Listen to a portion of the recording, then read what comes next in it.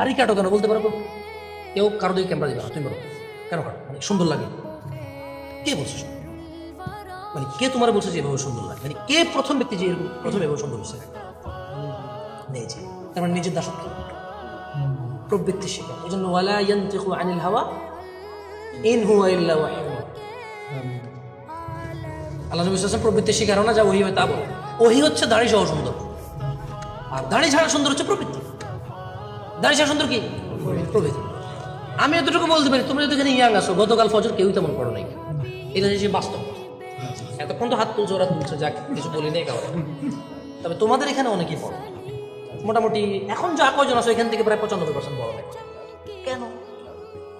তোমার ঘরে আগুন লাগলো তা না, তুমি খাটে শুয়ে আসো, 5টা রুমে আগুন লেগে গেছো তা না, তো ফজর না পড়লে তো আগুনই তো জ্বলবে মানুষ। ইটস সেম, এটা সেম। ওকে, তুমি শুয়ে আসো, তোমার ছোট ভাই বা ভাতিজা খাট থেকে পড়ে মাথা ফাটে গেছে, তোমার ভাই বলছে ও আল্লাহ রে আল্লাহ, আমার বাবুর সোনার কি হইলো রে।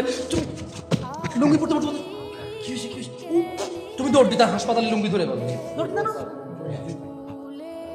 ওকে, কারো টয়লেটের প্রচুর প্রেশার আসছে,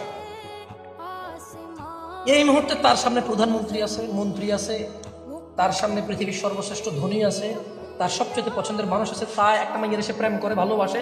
প্রেমিক বললো যে তুমি যদি আগামী 2 মিনিটের মধ্যে আমার প্রপোজ করো তাহলে আমি তোমার বিয়ে করে ফেলবো, কিন্তু তোমার প্রেশার 1 সেকেন্ড ধরে রাখার মতো না। তুমি কি 2 মিনিট আপনাকে প্রপোজ করবো নাকি টয়লেটে যাবো?